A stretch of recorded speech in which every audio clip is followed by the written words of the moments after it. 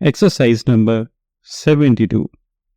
The food eaten by man bears something like the same relation to his power of working as the coal thrown into the furnace bears to the engine which drives the rotary press, or draws the train. Full stop.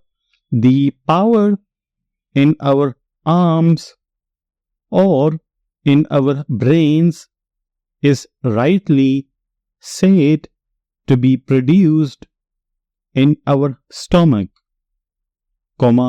and it is from the same organ we drive the force necessary to rouse us to severe exertion in the earning of the wage or salary we receive for our services.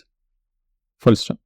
Something of the value of our work rests upon the strength producing value of our food.